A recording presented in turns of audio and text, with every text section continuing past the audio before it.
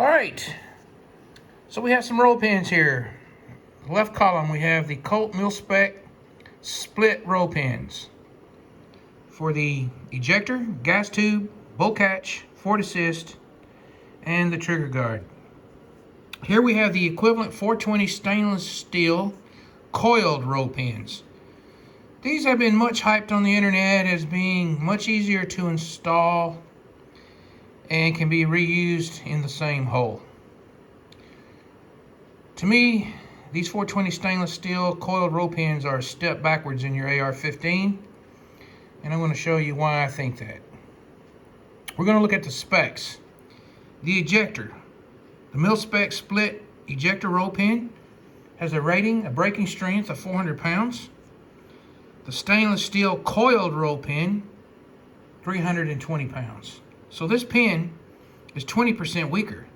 So you must ask yourself, why would I want to put a pin in my bolt that's 20% weaker, that's taking a pounding from that ejector? Because it's easier to install? Wrong.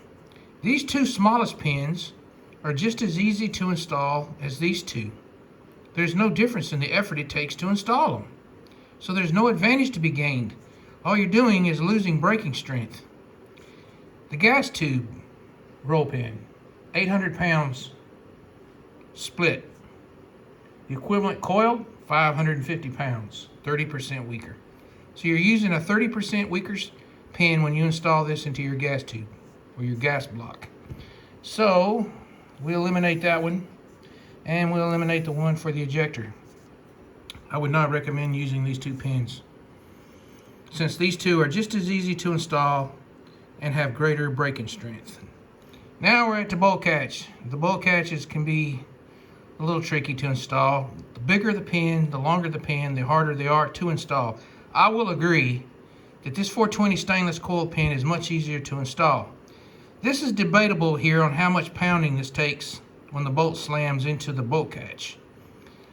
Most of that force may be going into the lower receiver and not into the pin.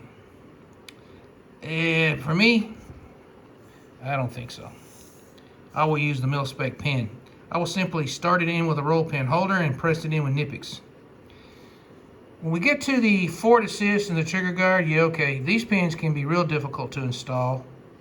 The mil-spec slotted pins, where these two pins are much easier to install. So in that case, we'll eliminate these two, and those are the 5 that I use. There's no way, out of all these pins, however, I would use the 420 coiled in place of the ejector and lose 20% of the pin strength. All right, there you go.